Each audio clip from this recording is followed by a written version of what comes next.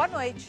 Ao relatar a questão das cotas raciais em universidades, o ministro do Supremo, Ricardo Lewandowski, falou da necessidade de superar desigualdades históricas. Os demais ministros seguiram no mesmo tom e votaram pela legalidade da reserva de vaga a negros e índios. A decisão não deixa de receber críticas. Há quem diga que foi bem no vestibular, mas perdeu a vaga por causa das cotas. O Jornal da Cultura discute hoje se a cota racial é suficiente para corrigir essa histórica desigualdade. Veja agora outros assuntos importantes desta quinta-feira. Ainda em estado grave, o filho do cantor Leonardo é transferido para o Hospital Sírio-Libanês em São Paulo. O plano do governo federal tenta reduzir a dependência do transporte de carga para exportação por caminhões. O governo diz que vai analisar com sangue frio as modificações do Código Florestal que agradaram os ruralistas. O drama de mães obrigadas a abandonar o emprego por não encontrar creche para os filhos. O Tribunal Internacional condena o ex-presidente da Libéria responsável pelos massacres na chamada Guerra dos Diamantes. No dia do goleiro, o Corinthians anuncia que Júlio César está fora do próximo jogo da Libertadores.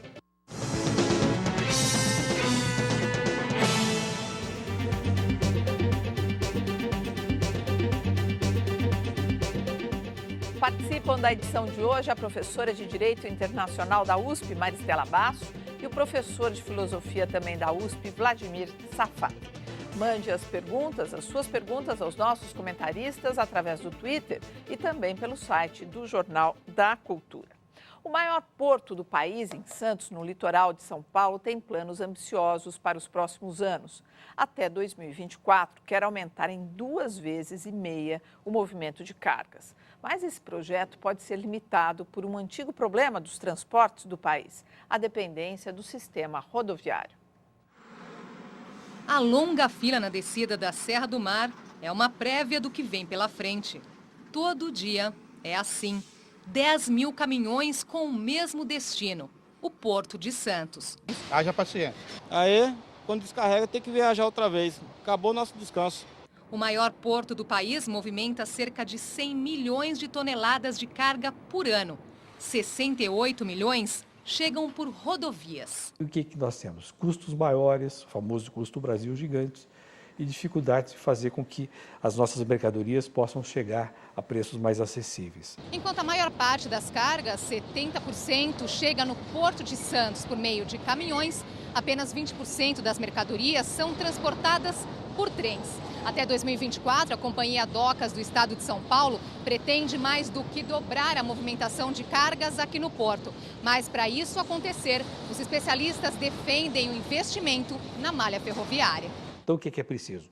Criar mecanismos para a intermodalidade funcionar. Ou seja, temos que ter pontos de concentração de cargas para que, é claro, você não vai passar um trem na porta de cada fazenda, mas você pode transportar por caminhão a uma distância menor do que transporta hoje até um ponto de concentração de carga e dali, por ferrovia, essa mercadoria chegar até seu destino. Para se ter uma ideia das vantagens da ferrovia, um vagão graneleiro transporta cerca de 100 toneladas de grãos. Um caminhão, 28 toneladas. Ou seja, cada vagão no trilho significa 3 caminhões a menos na rodovia. E como uma composição tem em média 60 vagões, um trem de carga equivale a 180 caminhões. Não é por acaso que os países dos principais portos do planeta levam em conta essa matemática. O custo de transporte deve cair naturalmente, porque ele é um modal mais barato. A gente pode conseguir de 15% a 25% de redução de fretes. Dos 10 maiores portos do mundo, 7 ficam na China. O maior de todos é o de Xangai, que movimenta por ano 10 vezes mais contêineres que o Porto de Santos. O transporte por trens sempre ganhou a atenção dos governantes do país, que tem 60 mil quilômetros de trilhos em seu território. O Brasil tem 30 mil quilômetros, mas eles estão concentrados nas regiões sul e sudeste do país. Diferenças que afetam a economia e o meio ambiente. As rodovias emitem 224% mais gases de efeito estufa do que as ferrovias. Enquanto o mundo emite nos transportes cerca de 25% das emissões da área energética. No Brasil, o setor de transportes é responsável por mais de 40%. O plano do governo federal é equilibrar o transporte de cargas até 2025. 35% por rodovia, 35% por ferrovia e o restante por cabotagem, navegação nos rios, entre outros. Segundo o Ministério dos Transportes, há vários projetos para a expansão da malha ferroviária federal, como a conclusão da Ferrovia Norte-Sul, o desenvolvimento da Leste-Oeste, o Ferroanel de São Paulo, obras que devem ampliar o transporte de produtos para o Porto de Santos por trem. Não são investimentos de curto prazo, mas são ações que quem tem que realmente estar à frente é o governo. A presidente Dilma dá sinais claros de que não pretende engolir a derrota na votação do novo Código Florestal imposta principalmente pelos partidos que compõem a base de apoio do governo. A dúvida é se a presidente vetará totalmente o código aprovado na Câmara ou apenas os artigos que mais põem em risco o meio ambiente. Estamos naturalmente preocupados com todos os aspectos. O ministro da Secretaria-Geral da Presidência, Gilberto Carvalho, disse que a presidente Dilma irá analisar o novo Código Florestal com sangue frio, mas lembrou que a Constituição lhe dá o direito ao veto. Como vota o PMDB? A votação de ontem à noite mostrou os partidos da base aliada, especialmente o PMDB, juntando-se em bloco à oposição para derrubar a proposta vinda do Senado e defendida pelo governo. O Código Florestal aprovado pela Câmara foi elaborado pelo deputado PMDBista Paulo Pial e traz muitas mudanças em relação ao que o governo queria. Por exemplo, o projeto do Senado determinava que os proprietários recuperassem 100 metros de cada margem dos grandes rios, mas o novo código transferiu essa decisão para as leis estaduais. O Senado havia definido os manguezais como áreas de preservação permanente, mas o novo código liberou o uso para a criação de camarões. O Senado também considerava as florestas urbanas como áreas de preservação permanente, mas o código aprovado na Câmara retirou esta proteção. Bom, e agora nós vamos falar por telefone com o pesquisador da Embrapa, Evaristo Miranda. Boa noite, Miranda. Boa noite, Poli. Boa noite, espectadores. Miranda, eu gostaria de saber a sua opinião, que sempre foi uma opinião de bom senso e tudo mais. Como você avalia o que foi aprovado ontem e qual é o ponto mais grave na sua opinião, se é que há? Eu acho que ontem nós tivemos o resultado de um processo, né, muito longo, né?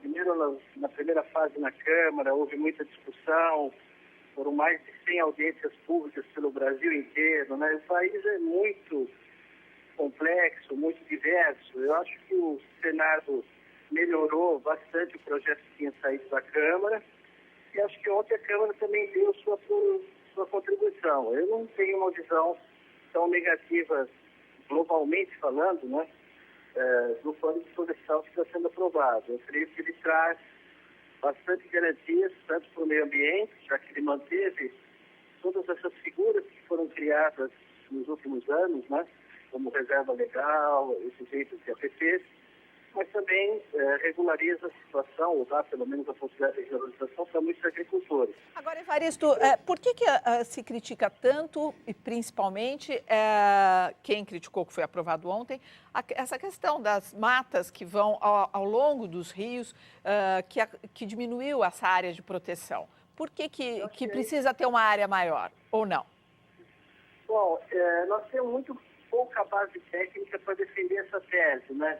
É difícil você acreditar de definir 15 metros ao longo de um rio e dizer que essa é a mesma medida na Amazônia para o Igarapé, que vale a mesma medida para um arroio do Rio Grande do Sul, que vale a mesma medida para um riacho temporário da Caatinga ou para um rio encachoeirado da Serra do Mar. Quer dizer, nós estamos com uma simplificação muito grande da realidade brasileira. Nós estamos tentando impor regras e números para um país do tamanho do Brasil. Agora, o mais grave é quando você tenta fazer que essas regras retroajam. Uma coisa é você dizer de agora em diante, quem se instalar no Mato Grosso, quem se instalar não sei aonde, tem que respeitar isso. Outra coisa é você dizer, não, agora todo mundo vai ter que abandonar essas áreas. Sim. Então, a minha preocupação são os pequenos agricultores. A Maristela Basso, que está aqui no Jornal da Cultura essa noite, quer fazer uma pergunta para você. Vamos tentar ser mais objetivo para a gente ganhar tempo. Oi, Miranda. Então, de acordo com o seu relato e com a sua base de pesquisa, que parece muito clara, não teriam fundamentos as reclamações e os argumentos dos ambientalistas que estão bastante contrários a essa lei. Então, você acha que eles estão equivocados, exagerando? Eu acho que nós precisaríamos e temos no país inteligência e conhecimento científico para tratar a questão de preservação dos rios em bases melhores do que essa, de estabelecer 15 metros para o país inteiro, entendeu? Para a Amazônia, para a Caatinga, para a Serra do Mar, para qualquer situação.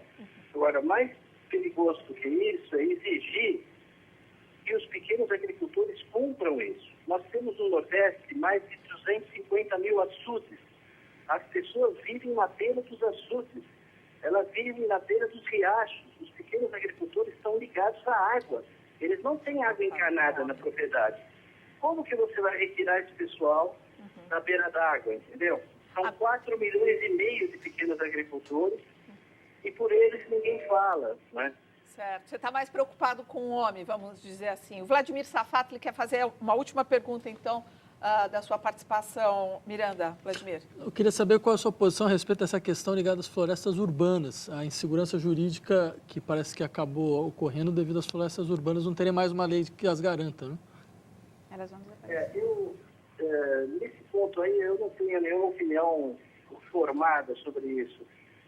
O código, de certa forma, ele está dizendo que não é um código rural, né? Ele é um código florestal e, como tem floresta em áreas urbanas, ele também pretendeu legislar sobre isso. Mas eu queria reiterar, que você me permitisse, até me desculpe, né? Nós temos 4 milhões e meio de pequenos agricultores que vivem plantando figo em Valinhos, plantando morango em Atibaia, que vivem plantando cebola em Piedade. São pequenas propriedades familiares na beira d'água. Se eles tiverem que abandonar 20%, 30% da terra que eles exploram, que é a terra mais fértil, a terra ao longo dos rios, isso é muito grave. Então, eu creio que certamente a presidente vai fazer alguma coisa com relação aos pequenos agricultores. Ok, Miranda, muito obrigada pela sua participação aqui no Jornal da Noite. Até uma próxima oportunidade. Eu é que agradeço. Boa noite. Boa noite. Bom, essa é uma outra visão, quer dizer, essa preocupação com o homem, eu não tinha ainda ouvido falar com tanta... alguém tão centrado nessa questão. Agora, se a presidente, só para a gente encerrar mesmo, que nós já estouramos aqui... Com alguns homens, né? Com alguns homens, é verdade. Se a presidente, diante aí das amarras do ponto de vista político, ela não quiser fazer um veto maior e tudo mais, esse caso poderia ir parar no Supremo, Maristela? Se a presidente não conseguir tirar essa parte, digamos, que os ambientalistas reclamam, que é um pouco mais complexa do que ele pôde explicar aqui nesses poucos minutos, né? E também tem toda a parte relativa às florestas urbanas, enfim, é muito complexo. Toda a tratativa desse projeto de lei em cima do desenvolvimento do agrobusiness. Então, é muito complexo esse projeto e ele teve pouco tempo, Miranda, para explicar. Mas a presidente vai fazer os cortes que ela acha que deve. Evidentemente, se ela cortar tanto, o Congresso diz, bom, ficou descaracterizado o projeto, pede de volta e faz um novo. Mas se ela não conseguir nessa negociação e tiver que cortar 1 ou 2 artigos ou partes importantes, e o projeto for aprovado como lei, mantendo todas essas críticas dos ambientalistas, eles vão buscar a declaração de inconstitucionalidade dessa lei. E pode parar no Supremo. Sim, até porque as questões relativas ao meio ambiente já estão dentro do arcabouço dos direitos humanos. Então, vai ser difícil prosperar uma lei que não preserve o que a gente já conseguiu, né? Bom, e falando nele, o Supremo Federal